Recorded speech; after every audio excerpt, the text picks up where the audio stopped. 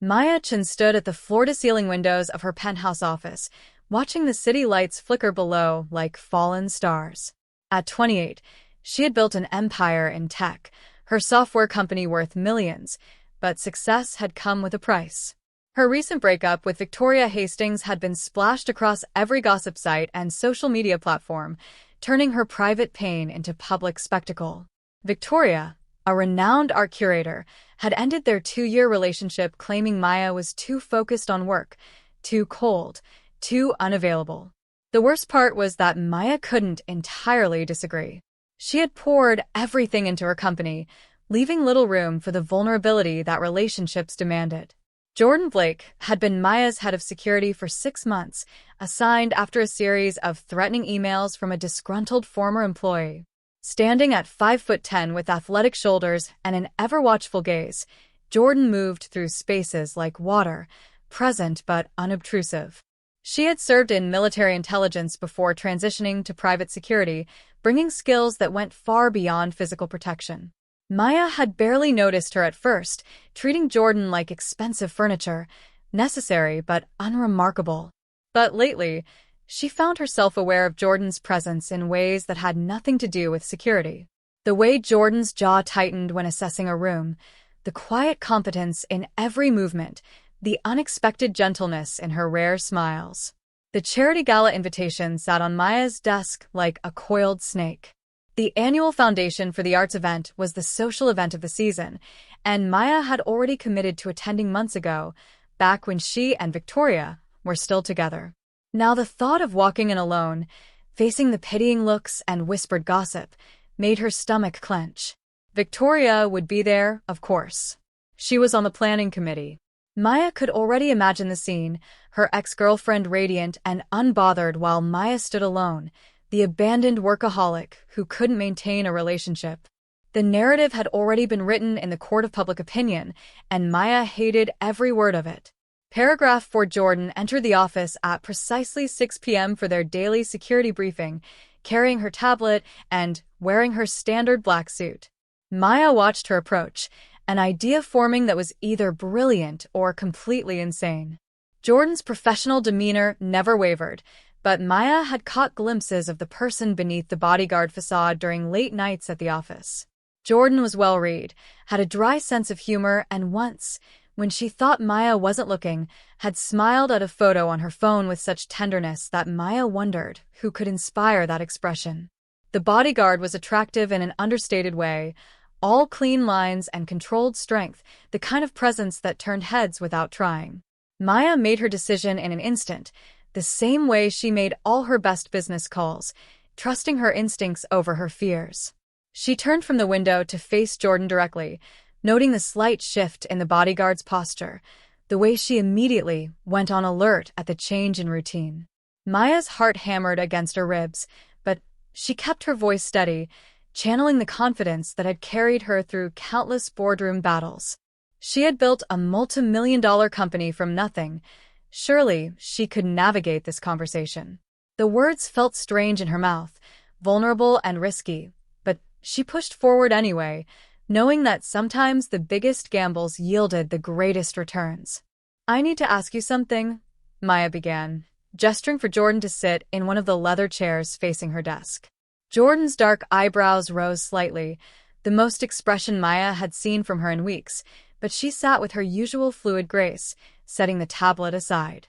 Maya paced behind her desk, organizing her thoughts, trying to frame this as a business proposition rather than the desperate plea it felt like. She explained about the gala, about Victoria, about the suffocating narrative of failure that clung to her like smoke. Jordan listened without interrupting, her hazel eyes tracking Maya's movements, processing information the way she processed everything, with careful attention and analysis. "I need you to be my girlfriend," Maya finally said, the words hanging in the air between them like a held breath. She quickly clarified, stumbling over her explanation in a way that was deeply unlike her usual articulate self. "Fake girlfriend. For the gala. Just for one night. I need Victoria and everyone else to see that I've moved on, that I'm not the heartbroken workaholic they think I am. I'll double your salary for the month. Triple it. Whatever you need." Jordan's expression remained carefully neutral, but something flickered in her eyes, too quick for Maya to read. The silence stretched between them, heavy with implications and unspoken possibilities, while the city lights continued to flicker below, indifferent to the small human drama playing out above them. Jordan took a long moment before responding, her trained composure never slipping even as Maya watched her process the unexpected request. The bodyguard's fingers drummed once against her knee, a rare tell that suggested this wasn't as simple as accepting another assignment. Maya found herself holding her breath, suddenly aware of how much she wanted Jordan to say yes, and not just because of Victoria or the gala. There was something about Jordan's steady presence that made Maya feel grounded in a way she hadn't felt in months. The silence stretched until Jordan finally spoke, her voice low and measured. "With all due respect, Miss Chen, pretending to be in a relationship requires a level of familiarity that might compromise my ability to protect you effectively." Paragraph 9. Maya leaned against her desk, crossing her arms as she considered Jordan's objection. It was practical, professional, exactly what she should have expected from someone with Jordan's training and discipline. But Maya hadn't built her company by accepting the first no she heard. She studied Jordan's face, noting the slight tension around her eyes, the way her jaw set in that particular way when she was thinking through scenarios. "Or it gives you better access," Maya countered, her business instincts kicking in. "A girlfriend has reasons to stay close that a bodyguard doesn't. You could actually do your job more effectively. Plus, it's one night, Jordan. Just one event. We walk in together, we make an appearance, we leave. Simple." Jordan's lips curved into the ghost of a smile, an expression so brief Maya almost missed it. "Nothing about you is simple, Miss Chen," she said, and there was something in her tone that made Maya's pulse quicken. The bodyguard stood, moving to the window where Maya had been standing earlier, looking out at the same city lights with unreadable eyes. Maya waited, recognizing the body language of someone working through a decision. She'd seen it countless times in negotiations, that moment when someone weighed risk against reward, duty against desire. Jordan's reflection in the glass was contemplative, almost vulnerable in a way the bodyguard rarely allowed herself to be. "If I agree to this, we need ground rules. Clear boundaries. This is a professional arrangement, nothing more." Relief and something more complicated flooded through Maya as she realized Jordan was actually considering it. She moved to stand beside Jordan at the window, maintaining a professional distance, but close enough to see the subtle shift in the bodyguard's expression. "Of course," Maya agreed quickly. "Completely professional. We'll need to make it convincing, though. Victoria's sharp. If she suspects it's fake, the whole thing backfires. We should probably—" She hesitated, suddenly aware of what she was suggesting. "We should spend some time together before the gala. Get comfortable with each other. Learn enough to make it believable."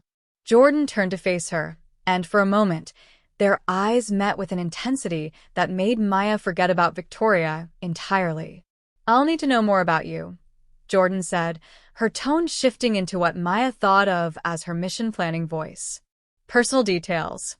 The kind of things a girlfriend would know. Your coffee order, your favorite books, what you do when you can't sleep. And you'll need to know the same about me." We can't fake intimacy without information." The word intimacy hung in the air between them, loaded with implications neither acknowledged. Maya nodded, trying to ignore the flutter in her chest at the thought of Jordan learning her secrets, of being let into the parts of herself she kept hidden from the world. It was just preparation, she told herself. Just another project that required thorough planning and execution. They spent the next hour working out the details, Jordan's tactical mind translating Maya's vague plan into something structured and achievable. They would have dinner together twice before the gala, casual meetings where they could learn about each other naturally. Jordan would accompany Maya to her morning coffee run instead of waiting in the car. They would establish a cover story about how their relationship developed, something believable that could withstand scrutiny. Maya found herself impressed by Jordan's thoroughness, the way she anticipated questions and prepared answers.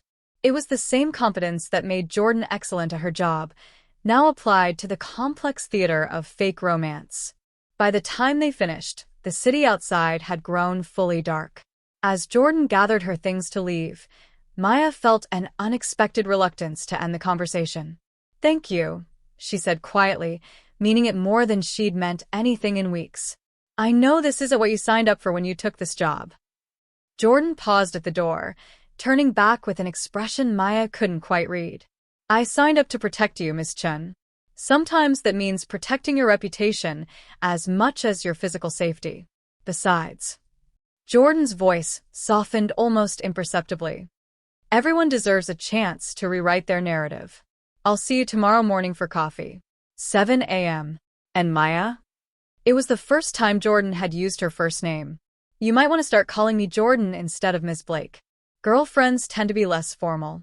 The next morning, Maya found herself standing in front of her closet longer than usual, second-guessing outfit choices in a way she hadn't done since high school. She finally settled on dark jeans and a silk blouse, casual but polished, then immediately wondered if she was trying too hard. This was ridiculous, she told herself firmly. It was just coffee with Jordan, the same person who had been shadowing her for months. Except now Jordan would be sitting across from her instead of standing 3 feet away, and somehow that changed everything. Maya arrived at the small cafe 3 blocks from her office at exactly 7 a.m., spotting Jordan immediately at a corner table that offered clear sightlines to both entrances. Even in casual clothes, a fitted navy sweater and dark pants, Jordan maintained that coiled readiness that never quite left her. Paragraph 16. Jordan stood when Maya approached, a gesture of courtesy that felt different now, charged with the awareness of what they were pretending to be. "Good morning," Jordan said, and there was the ghost of nervousness in her voice that Maya had never heard before. It was humanizing, knowing that unflappable Jordan Blake could be affected by this arrangement. They ordered their drinks, and Maya learned that Jordan took her coffee black with 1 sugar, a detail so simple and yet somehow intimate in its ordinariness. They sat across from each other, and for the first moment in their 6-month professional relationship, they looked at each other without the filter of employer and employee. Maya noticed things she'd missed before. The small scar above Jordan's left eyebrow, the gold flecks in her hazel eyes, the way her hands curved around her coffee cup. "So," Maya began, feeling awkward in a way she rarely did. "Tell me about yourself, Jordan Blake. The real you, not the Bodyguard version." Jordan's smile was rueful as she considered the question. "The real me is probably boring compared to what you're imagining. I grew up in Portland, Oregon. Middle child of 3. My mom's a teacher, dad's a firefighter. I joined the military at 18 because I wanted to see the world and didn't want to take on student debt. Turned out I was good at the intelligence work, the strategic thinking. But after 8 years, I'd seen enough and wanted something different." She paused, her fingers tracing the rim of her cup. "I read too much, I run every morning at 5 a.m., and I have a terrible weakness for old black and white movies." Maya found herself leaning forward, genuinely interested in a way that surprised her. She'd spent 6 months with Jordan and never known any of this, never thought to ask. "What kind of movies?" she asked, and Jordan's face lit up in a way that transformed her usual careful expression. "Film noir, mostly. The Maltese Falcon, Double Indemnity, Laura." There's something about the moral ambiguity of those stories, the way they acknowledge that people are complicated and the world isn't black and white. Plus, the cinematography is incredible. Jordan caught herself, a slight flush coloring her cheeks. "Sorry, I can talk about classic films for hours if someone lets me." Maya realized she was smiling, really smiling, for the first time in weeks. "Don't apologize. It's nice seeing you passionate about something besides threat assessments and exit strategies." They talked for an hour, the conversation flowing more easily than Maya expected. She learned that Jordan had a younger sister who was a paramedic, an older brother who taught high school chemistry, and that Jordan sent half of every paycheck home to help her parents with their mortgage. Jordan was allergic to shellfish, spoke passable Arabic from her military service, and had once broken her wrist falling off a motorcycle during a training exercise. In return, Maya found herself sharing things she rarely talked about: her parents' disappointment when she dropped out of graduate school to start her company, the imposter syndrome that still woke her at 3 a.m., her collection of vintage science fiction novels that lined the shelves in her home office. It felt strange and dangerous, this peeling back of layers, but also necessary if they were going to pull off this deception. "What happened with Victoria?" Jordan asked carefully, her bodyguard instincts clearly warring with personal curiosity. Maya traced patterns in the condensation on her cup, considering how to answer. "I wasn't enough," she said finally. Or, "I was too much." She wanted someone who would put her first, and I kept putting the company first. She'd plan dates, and I'd cancel for board meetings. She'd want to talk about her day, and I'd be checking my phone for emails. By the end, we were roommates who occasionally had dinner together, not partners. Maya looked up, meeting Jordan's steady gaze. "The worst part is she wasn't wrong to leave. I was a terrible girlfriend. I just wish she hadn't told everyone about it." Jordan reached across the table, her hand hovering near Maya's for a moment before settling on the table between them, not touching but close enough to feel the warmth. "1. You weren't terrible," Jordan said quietly. "You were focused on building something important. That doesn't make you terrible, it makes you driven. Victoria couldn't handle that, and that's okay, but it doesn't mean you failed." The simple validation settled something in Maya's chest, a knot she hadn't realized she'd been carrying. They sat in comfortable silence for a moment, the cafe buzzing with morning activity around them, before Jordan glanced at her watch. "We should get to the office." But this was good. Useful. She stood, then added with a small smile, "For the record, I think any woman who gets your attention is lucky. Even if it's fake." Maya felt heat rise to her cheeks as she gathered her things, following Jordan out into the crisp morning air, already anticipating their next rehearsal dinner with something that felt dangerously like eagerness. Their first rehearsal dinner took place 3 days later at a quiet Italian restaurant tucked away in a neighborhood far from the tech industry haunts where Maya might be recognized. Jordan had chosen the location carefully, somewhere intimate but not too romantic, public enough to feel safe but private enough for honest conversation.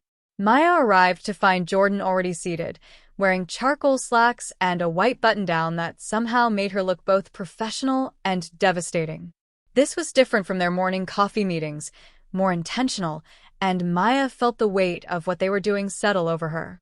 They were crossing a line, blurring boundaries that had kept their relationship safely defined. Jordan stood to greet her, and in a move that startled them both, pulled out Maya's chair with old-fashioned courtesy that made Maya's heart skip. "We should practice," Jordan said once they'd ordered, her voice steady but her fingers fidgeting with her napkin in a rare display of nerves. "Couple behaviors. Small touches. The way we look at each other. How we navigate shared space. Victoria will be watching for authenticity." Maya nodded, trying to ignore the way her pulse quickened at the thought of Jordan touching her, even casually. "What did you and Victoria do?" Jordan asked. "How did you interact in public?" Maya thought back to charity events and gallery openings, trying to remember details she'd barely noticed at the time. "She liked to hold my arm when we walked. She touched my back when she wanted my attention. We didn't do a lot of PDA, but there were small things. Inside jokes, shared glances." Jordan absorbed this information with the same focus she brought to security briefings, and Maya realized this was how Jordan approached everything, with thoroughness and attention to detail. "We need our own language," Jordan said. "Something that feels natural to us, not copied from your past relationship. What feels comfortable for you?" The question was surprisingly considerate, acknowledging Maya's comfort level in a way Victoria rarely had. Maya considered it, aware of Jordan's presence across the table, the warmth in her eyes that softened her usual professional demeanor. "I like hand-holding," Maya admitted, feeling vulnerable.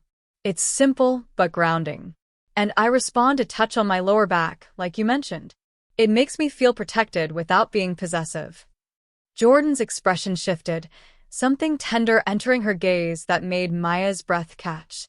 "May I?" Jordan asked, extending her hand across the table, palm up, an invitation rather than an assumption. Maya placed her hand in Jordan's, and the contact sent electricity up her arm that had nothing to do with static and everything to do with the woman touching her. Jordan's hands were warm and calloused, strong but gentle, and her thumb traced a slow circle on Maya's palm that felt far more intimate than it should. "Like this?" Jordan asked, her voice lower than usual, and Maya could only nod, suddenly unable to form words. They sat like that for a long moment, hands clasped on the white tablecloth, and Maya wondered if Jordan could feel her racing pulse. The server appeared with their wine, and they reluctantly separated, but something had shifted between them, an acknowledgement of the attraction they'd both been carefully ignoring. Over pasta and shared breadsticks, they built their cover story with the care of architects designing a building meant to withstand scrutiny. They'd met months ago when Jordan was assigned as Maya's bodyguard, but the attraction had been immediate. They'd fought it at first, both professional and aware of the complications, but eventually gave in during a late night at the office when Maya had been stressed about a product launch. Jordan had made her laugh, and in that moment of genuine connection, they'd both stopped pretending. It was close enough to the truth to be believable, Maya thought, watching Jordan's face as she added details about their fictional first kiss. The story felt dangerous because of how easily it could be real, how much Maya found herself wishing it was. "Tell me about your previous relationships," Maya said, emboldened by wine and curiosity. Jordan's expression became guarded, a return to her protective walls. "There haven't been many," she admitted. "Military life doesn't exactly encourage long-term commitments, and my job now isn't much better. I had a girlfriend in college, Sarah. That lasted 2 years before I enlisted. A few brief things during my service, nothing that survived deployment. And one woman after I left the military, a doctor named Rachel. That ended when she realized I wasn't going to quit security work and settle into something safer." Jordan's smile was wry. "I'm apparently commitment-phobic and married to my job, according to Rachel's final assessment. Seems we have that in common." Maya felt a pang of recognition, 2 women equally devoted to their work, equally wounded by accusations of emotional unavailability. The evening stretched longer than planned, neither of them in a hurry to return to their separate lives. They discovered shared tastes in music, debated the merits of various coffee brewing methods, and found themselves laughing over Jordan's disastrous attempt to cook Thanksgiving dinner for her family the previous year. Maya couldn't remember the last time she'd enjoyed someone's company this much, the last time conversation had flowed this easily. Jordan's dry humor surprised her, as did the bodyguard's unexpected knowledge of art history and architecture. "Victoria would actually like you," Maya said without thinking, then froze at her own words. Jordan raised an eyebrow, something complicated flickering across her face. "I'm not sure that's a compliment," she said carefully, "but I understand what you mean. I'll do my best to be convincing. For your sake." The reminder of their arrangement felt like cold water, returning them to the reality they'd temporarily escaped.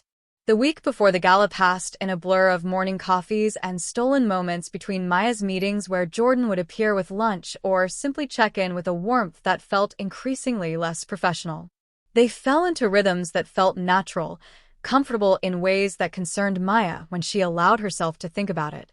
Jordan learned to read Maya's moods from the set of her shoulders, appearing with Earl Grey tea when Maya was stressed and dark chocolate when she was frustrated. Maya found herself texting Jordan about things unrelated to security, sharing articles about classic films or asking opinions on decisions that had nothing to do with her safety. They were building something real while pretending to build something fake, and the irony wasn't lost on either of them. Their second rehearsal dinner happened at Maya's penthouse, a decision that felt simultaneously more intimate and more practical. Jordan needed to see Maya's private space, understand how she moved through her home, sell the illusion that she belonged there. Maya cooked, something she rarely did anymore, finding pleasure in the simple act of chopping vegetables while Jordan leaned against the counter and told her stories about disastrous military mess hall meals. They moved around each other in the kitchen with surprising ease, Jordan instinctively knowing when to step back and when to step in to help. The domesticity of it all felt dangerous, a glimpse into a life Maya hadn't known she wanted. She'd never cooked for Victoria, never wanted to share this space with anyone, but having Jordan here felt right in ways she couldn't explain. After dinner, they sat on Maya's sofa with wine, the city lights spread before them through floor-to-ceiling windows, and Maya felt the careful distance they'd been maintaining begin to collapse. Jordan sat close enough that their shoulders touched, and neither moved away. "We should practice," Jordan said softly, and Maya knew she didn't mean conversation. "Victoria will expect us to be comfortable with physical proximity. We can't look stiff or awkward."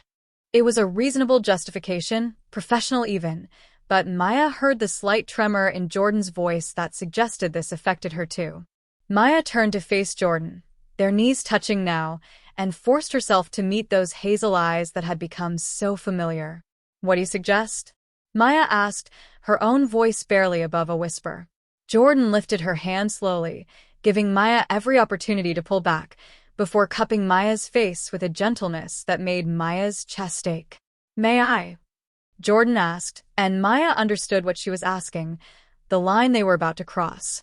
Maya nodded, unable to speak, and Jordan leaned in until their foreheads touched, breathing the same air, sharing the same space.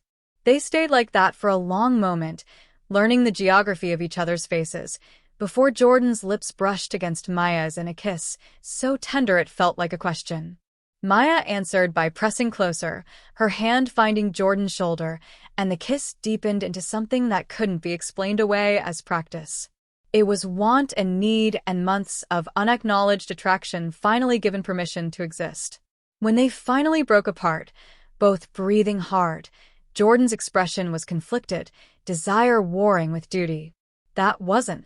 She started, then stopped, clearly struggling with how to categorize what had just happened. Maya touched Jordan's face, mirroring the gesture Jordan had used moments before. "I know," Maya said quietly. "This complicates everything." Jordan stood abruptly, running her hands through her hair in agitation, and Maya recognized the bodyguard's attempt to regain professional distance. "I should go," Jordan said, not looking at Maya. "The gala is tomorrow night. We've practiced enough. I'll pick you up at 7. She was retreating, Maya realized, scared of what they'd just admitted without words. Maya wanted to call her back, to push past Jordan's walls the way Jordan had somehow slipped past hers, but she let her go, understanding the need for space to process. That night, Maya lay awake replaying the kiss, the feel of Jordan's hands on her face, the barely restrained want in her eyes. This was supposed to be simple, a business arrangement to save face at a charity event. Instead, Maya had somehow managed to develop real feelings for her bodyguard, feelings that couldn't survive in the harsh light of reality. Jordan's job was to protect her, not to be with her. The power dynamic alone made any real relationship ethically complicated. And yet Maya couldn't stop thinking about the way Jordan had looked at her, like Maya was someone worth treasuring, someone worth taking time with. Victoria had never looked at her that way. Victoria had loved the idea of Maya, the successful CEO, but Jordan seemed to see the person underneath, flaws and all. The day of the gala dawned gray and threatening rain, pathetic fallacy at its finest. Maya spent hours getting ready, her stylist fussing over her hair, while Maya's mind wandered to Jordan, wondering if the bodyguard had slept any better than she had. She'd chosen a midnight blue gown that hugged her figure before flowing to the floor, elegant and commanding, the kind of dress that demanded attention. Diamond earrings, minimal makeup, hair swept up to expose her neck. She looked like the CEO everyone expected, polished and untouchable. But when she looked in the mirror, all she could think about was whether Jordan would like it, whether those careful hazel eyes would warm when they saw her. She was in trouble, Maya realized. This fake relationship had become the realest thing in her life. Jordan arrived at exactly 7 p.m., and Maya's breath caught when she opened the door. The bodyguard wore a tailored black tuxedo that transformed her casual strength into something elegant and powerful, her dark hair styled back from her face in a way that highlighted her sharp cheekbones and intense eyes. For a moment, they simply stared at each other, the air between them crackling with unspoken words and yesterday's kiss. Jordan's gaze traveled slowly over Maya's gown, and when their eyes met again, the heat in Jordan's expression made Maya's knees weak. "You look incredible," Jordan said, her voice rough with emotion she wasn't quite hiding. Maya stepped closer, drawn by invisible threads she couldn't name. So do you, she replied, and reached out to straighten Jordan's already perfect bow tie, needing an excuse to touch her. The car ride to the venue was thick with tension, both women acutely aware of the other's presence in the intimate space of the town car. Jordan sat close enough that Maya could smell her cologne, something subtle and woodsy that made Maya want to lean in closer. Are you ready? Jordan asked, and Maya knew she wasn't just asking about the event. Maya took Jordan's hand, their fingers intertwining with practiced ease, and felt some of her anxiety settle. With you? Yes, Maya answered honestly. Jordan squeezed her hand gently, and in that moment, Maya stopped caring whether this was real or fake. It felt real, that was enough. The car pulled up to the museum hosting the gala, camera flashes already exploding against the darkening sky, and Maya took a deep breath, steeling herself for what came next. Jordan exited first, moving with fluid grace despite the formal attire, and extended her hand to help Maya from the car. The gesture was both protective and possessive, exactly what Maya needed. Cameras clicked frantically as they emerged together, Jordan's hand settling on Maya's lower back in a touch that was both professional and intimate. Maya leaned into Jordan's presence, drawing strength from her steady warmth, and together they walked the red carpet like they'd done this 100 times. Reporters called questions, asking who Jordan was, how long they'd been together, what had happened with Victoria. Maya smiled serenely, Jordan's hand a constant reassuring pressure, and they moved through the chaos like a ship through stormy waters, united and unshakable. Inside the museum, the gala was already in full swing, hundreds of people in expensive clothes circulating through galleries transformed into an elegant party space. Maya spotted Victoria almost immediately, standing near the Impressionist collection in a stunning red dress, her blonde hair cascading over bare shoulders.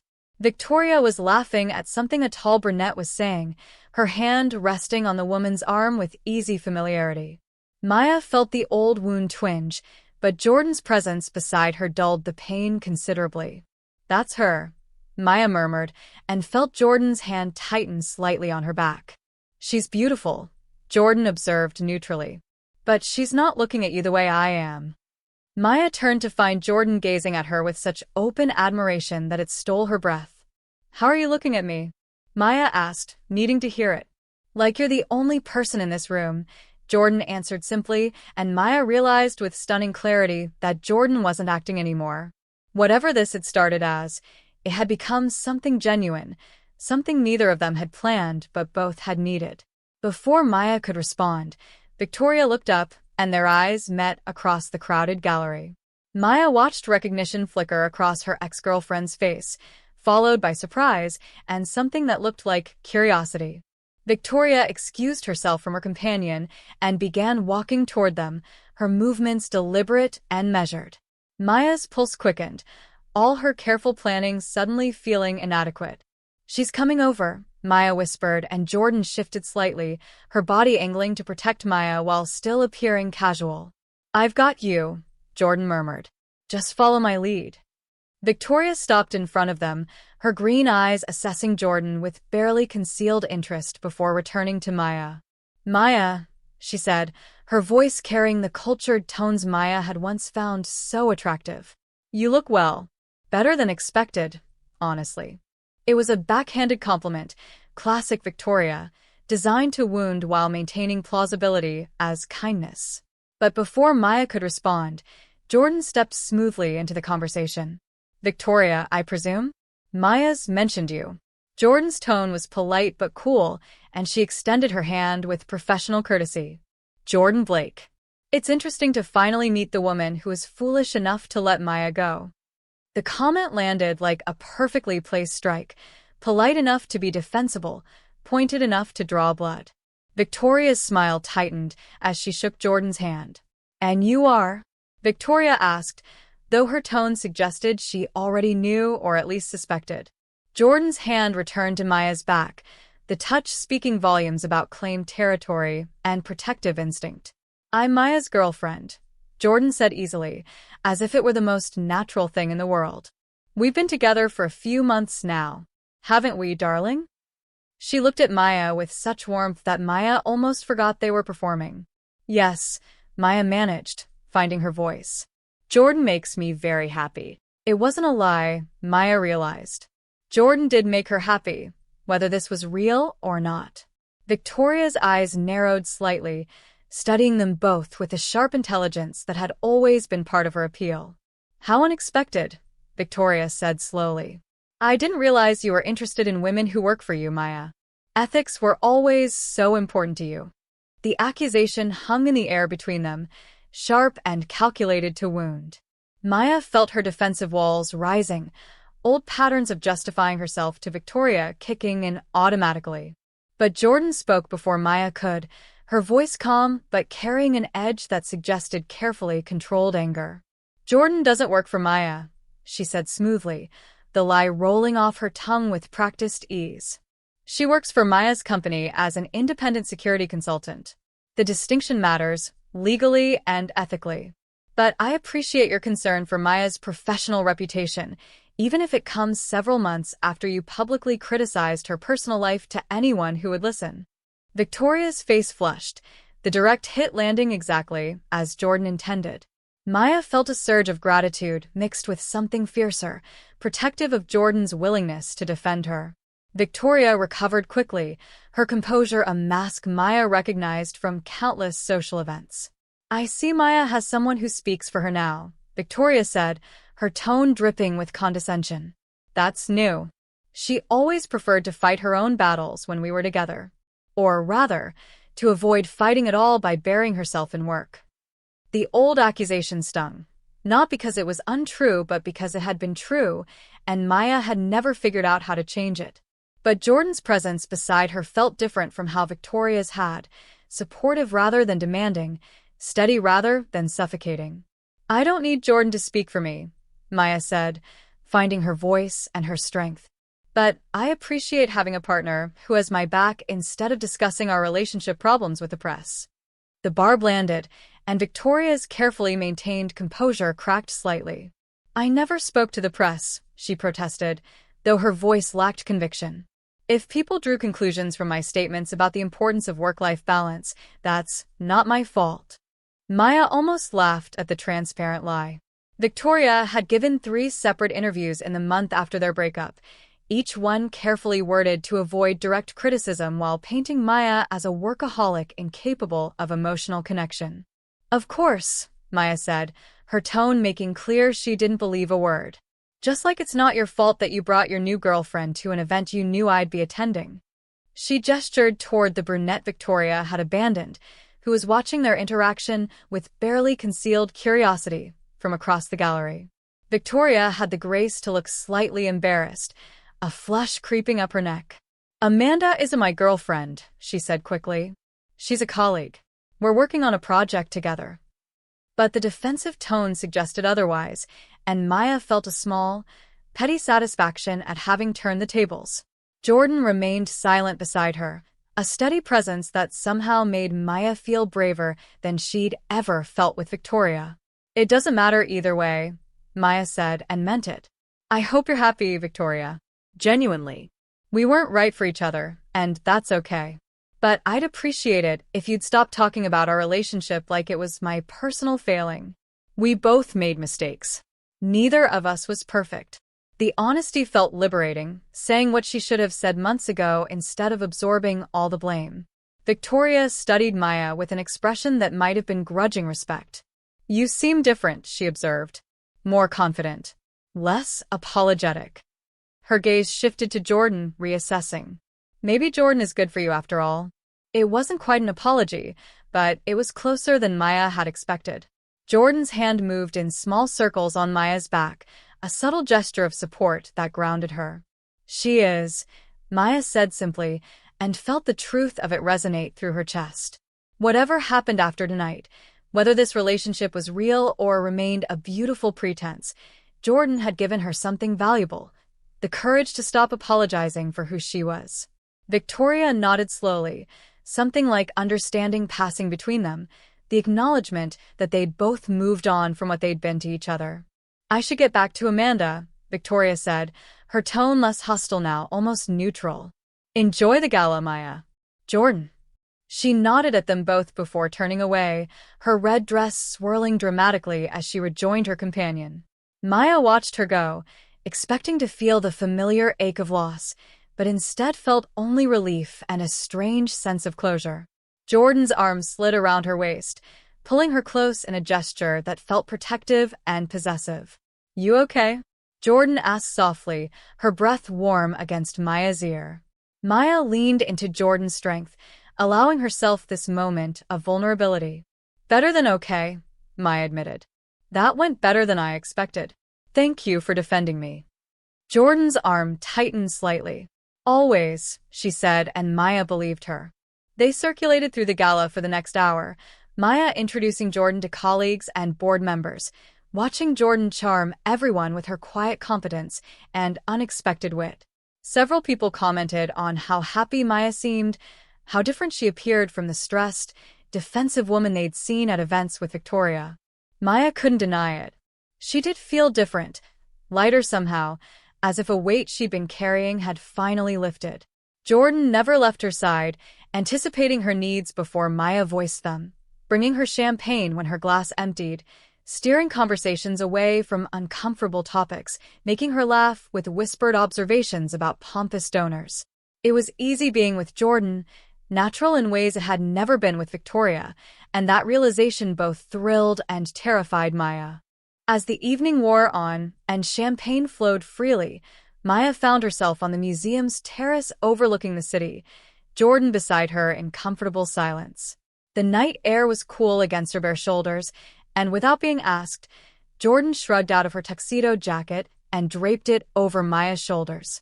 The gesture was so naturally protective, so thoughtful, that Maya felt tears prick her eyes.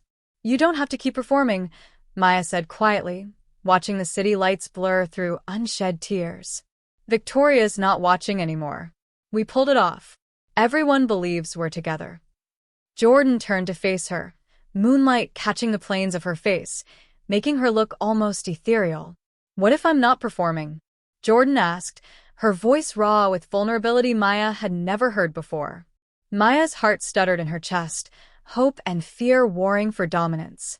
"Jordan," she started, but Jordan shook her head, stepping closer until they were sharing breath again, like that night on Maya's sofa when they'd crossed a line neither had acknowledged.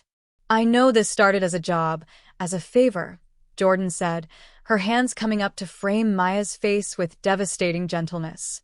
"But somewhere between morning coffee and learning your tells, between your terrible cooking and the way you laugh when you think no one's listening, this became real for me. You became real for me. Not the CEO everyone sees, but the woman who reads science fiction at 3 a.m. and second-guesses every decision and cares so much about everything that it scares her." Jordan's thumbs brushed away tears Maya hadn't realized were falling. "I can't," Maya whispered, even as she leaned into Jordan's touch, even as everything in her screamed to close the distance between them. "You work for me. The power dynamic, the ethics, everything Victoria said about us." Jordan's laugh was soft and sad. "I'll quit," she said simply. "Tomorrow. I'll tender my resignation to your head of HR and recommend a replacement from my former unit. I'll eliminate every professional barrier between us if that's what you need to believe this is real." The offer stunned Maya into silence, the magnitude of what Jordan was willing to sacrifice settling over her like snow. Jordan would walk away from a lucrative position, from a job she excelled at, just to remove Maya's objections. It was the most romantic and terrifying thing anyone had ever offered her. "You love your job," Maya protested weakly, her resistance crumbling under the weight of Jordan's conviction. "You're brilliant at it. I can't let you throw that away for something that might not even work." Jordan smiled, sad and knowing, and Maya saw her own fear reflected back. "Maya, I'm not throwing anything away. I'm choosing something better. I'm choosing you if you'll have me. And if it doesn't work, at least I'll know I tried. I spent 8 years in the military doing what I thought I should do, taking the safe path, the responsible path. I don't want to look back in 10 years and wonder what might have happened if I'd been brave enough to take a chance on something real." The confession broke something open in Maya's chest, all her carefully constructed defenses crumbling. "I'm terrified," Maya admitted, her voice barely above a whisper. "Victoria was right about me. I'm terrible at relationships. I get consumed by work. I forget to call. I cancel plans. I prioritize spreadsheets over people. What if I hurt you the way I hurt her?" Jordan's expression softened with understanding and something that looked like love. "Then you'll hurt me," Jordan said simply. "And we'll fight about it and work through it, or maybe we won't. Maybe this crashes and burns spectacularly. But Maya, you're not the same person you were with Victoria. I've watched you change, grow, become more aware of your patterns. And I'm not Victoria. I don't need you to be perfect. I just need you to try." The honesty of it, the clear-eyed acceptance of risk, made Maya feel seen in ways she'd never experienced. Maya pulled Jordan down into a kiss that was nothing like their careful practice on the sofa, nothing like the performance they'd maintained all evening. This was desperate and real, weeks of denied attraction and growing feelings finally given permission to exist without pretense. Jordan responded with equal fervor, one hand tangling in Maya's carefully styled hair while the other pulled her closer by the waist. They kissed like drowning people finding air, like lost travelers finding home, until they were both breathless and clinging to each other under the stars. When they finally broke apart, Maya pressed her forehead to Jordan's, overwhelmed by the intensity of what she felt. "I want to try," Maya said, the words feeling like a leap off a cliff. "I'm scared, but I want to try. With you." Jordan's smile was radiant, transforming her serious face into something luminous and young. "Yeah," she asked, as if she couldn't quite believe what she was hearing. Maya laughed, the sound surprising her with its lightness, its joy. "Yeah," she confirmed, "but you're not quitting. We'll figure out the power dynamic issue. I'll talk to HR about establishing protocols, maybe transfer your contract to report to someone else. I refuse to be the reason you give up work you love." Jordan shook her head, still grinning. "Always solving problems," she teased gently. "Always finding the logical solution." Maya kissed her again, softer this time, sweeter. "That's who I am," she said against Jordan's lips. "Can you live with that?" Jordan's arms tightened around her. "I can live with that. I want to live with that." They returned to the gala hand in hand, no longer performing but simply being, and the difference was palpable. Maya felt lighter than she had in years, like she'd been carrying armor she didn't need anymore and had finally set it down. People noticed the change, the way Maya leaned into Jordan's touch without hesitation, the genuine smiles they exchanged when they thought no one was watching. Across the room, Maya caught Victoria's eye and was surprised to see something like approval in her ex-girlfriend's expression. Victoria raised her champagne glass in a subtle toast, an acknowledgement and a benediction, before turning back to Amanda with renewed attention. It felt like closure, the final page of a chapter Maya was ready to leave behind. The evening wound down slowly, guests beginning to filter out into the night, and Maya realized she didn't want it to end. She didn't want to go back to her empty penthouse, didn't want to return to the lonely routine she'd built over the past months. Jordan must have sensed her reluctance because she leaned close and whispered, "Come back to my place? Just a talk. Watch one of those terrible noir films I'm always going on about. No pressure, no expectations." The offer was casual, but Maya heard the hope underneath, the vulnerability in suggesting something so ordinary and domestic. "I'd like that," Maya said, meaning it completely. She wanted to see where Jordan lived, wanted to understand all the pieces of the woman who'd somehow become essential to her happiness. Jordan's apartment was a revelation, so different from what Maya had expected. It was a modest one-bedroom in a quiet neighborhood, filled with bookshelves that lined every wall, their shelves crammed with everything from military history to classic literature to graphic novels. A collection of vintage film posters decorated the walls, carefully framed and arranged with obvious care. The space was organized but lived in, comfortable in ways Maya's sterile penthouse had never been. "It's not much," Jordan said, suddenly self-conscious in a way she rarely allowed herself to be. "Especially compared to your place." Maya turned to her, still wearing Jordan's tuxedo jacket over her gown, and smiled. "It's perfect," she said honestly. "It's so completely you. I love it." They changed into comfortable clothes, Jordan lending Maya sweatpants and a soft MIT t-shirt that smelled like her detergent, and settled onto Jordan's worn leather sofa with mugs of tea. Jordan put on the Maltese Falcon, the black and white images flickering across the screen, but neither of them paid much attention to the movie. They talked instead, really talked about everything and nothing. Jordan told her about growing up the middle child, always trying to keep peace between her ambitious older brother and her wild younger sister. Maya shared stories about her immigrant parents' expectations, the pressure to succeed that had driven her to build her company but also made it hard to ever feel like she'd done enough. They talked until the movie ended and another began, until the sky outside started to lighten with the approaching dawn.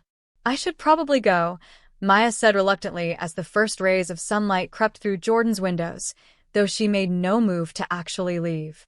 Jordan's arm was around her shoulders, Maya's head resting against Jordan's chest, and it felt so right that the thought of leaving seemed absurd. Jordan's fingers traced idle patterns on Maya's arm, a touch that was both soothing and electric. "Or you could stay," Jordan suggested quietly. "I'll make us breakfast. My cooking skills are limited, but I make excellent pancakes.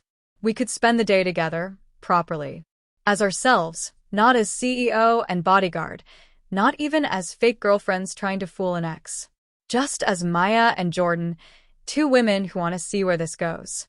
Maya lifted her head to look at Jordan, seeing the hope and uncertainty in her hazel eyes, the vulnerability of someone offering something precious and fragile. "I'd like that," Maya said, and felt the rightness of the decision settle into her bones. "But I should warn you, I'm terrible in the mornings. I'm grumpy until my second cup of coffee, and I hog the blankets, and I'll probably want to work on my laptop for at least an hour." Jordan laughed, the sound warm and affectionate. "And I run at 5 a.m., even on weekends. I'm obsessive about keeping a clean kitchen, and I'll want to watch the news while we eat breakfast. We're going to drive each other crazy." Maya grinned, feeling happier than she could remember being. "Probably. But maybe that's okay. Maybe we don't have to be perfect together." Jordan kissed her then, soft and sweet and full of promise, and Maya kissed back with everything she had. When they broke apart, Jordan stood and extended her hand with that same gesture she'd used helping Maya from the car at the gala, but now it meant something entirely different. "Come on," Jordan said. "Let me show you just how terrible my pancakes actually are. Fair warning, they might be burnt." I got distracted. Maya took her hand, letting Jordan pull her up, and followed her into the tiny kitchen where morning light streamed through the window. She watched Jordan move around the space, gathering ingredients with practiced efficiency, and felt something settle in her chest that might have been hope, might have been love, might have been the simple recognition that she was exactly where she was supposed to be. 3 months later, Maya stood in her office watching the city below, but this time Jordan wasn't standing 3 feet away in protective silence.